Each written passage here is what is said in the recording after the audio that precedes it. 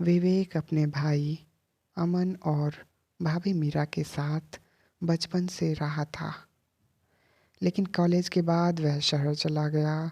3 साल बाद जब वह पहली बार गांव लौटा तो उसने महसूस किया कि इस पहले जैसी खिलखिलाती मीरा अब बिल्कुल शांत और खोई हुई रहती थी। अमन एक प्राइवेट नौकरी में इतना व्यस्त था कि मीरा का अकेलापन किसी को दिखाई ही नहीं देता था। पर विवेक ने उसकी आंखों में वह दर्द साफ पढ़ लिया जिसे वह हंसी की ओट में छुपाए रहती थी। एक शाम जब वह आंगन में गया तो मीरा तुलसी के पास बैठी बिना बात की आंसू पोंछ रही थी। विवेक के कदमों की आहट सुनकर उन्होंने खुद को संभालने की कोशिश की, पर उनकी आवाज़ में दर्द विवेक के दिल में सीधे उतर गया। वह चुपचाप उनके पास बैठ गया और बोला, भाभी, आप जो भी झेल रही हैं अकेली मत झेलिए। और यह सुनते ही मीरा जैसे कुछ पल के लिए टूट गई। उसी दिन से विवेक ने घर की जिम्मेदारियां बांटनी शुरू की। किराना लाना, बच्चों को पढ़ाना, मीरा को कुछ देर हंसाना, इन छोटी छोटी बातों ने उनके बीच एक अनकही नज़दीकी पैदा कर दी जिसे दोनों समझते भी थे और उससे डरते भी। विवेक जब भी घर में रहता मीरा को महसूस होता कि कोई तो है जो उसकी थकान और अकेलेपन को समझता है। कभी कभी रात में छत पर दोनों चाय पीते और पुराने किस्सों पर हंसते, लेकिन उन हंसियों के बीच कहीं एक गहरा खालीपन तैरता था।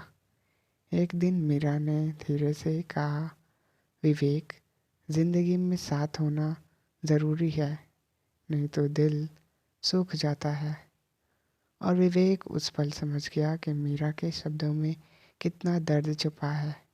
उसे डर था कि कहीं यह भावनाएं किसी गलत मोड़ पर न पहुंच जाएं, इसलिए उसने खुद को थोड़ा दूर करना शुरू कर दिया। पर मीरा की आंखों में एक मासूम सा सवाल तैरने लगता, क्यों दूर हो रहे हो? और यही सवाल विवेक को और तोड़ देता। उन्हीं दिनों अमन ने मीरा पर अनजाने में गुस्सा करना शुरू कर दिया और मीरा की चुप्पी और लंबी होती जा रही थी।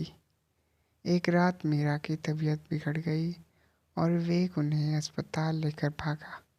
डॉक्टर ने कहा कि वह मानसिक तनाव में थी और तुरंत आराम की ज़रूरत है।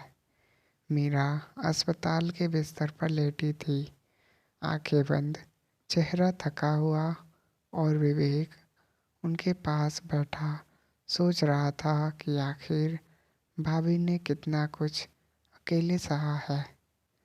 जब मीरा की आंखें खुली और उन्होंने विवेक का हाथ पकड़ा तो उनकी आंखों में सिर्फ एक ही भावना थी,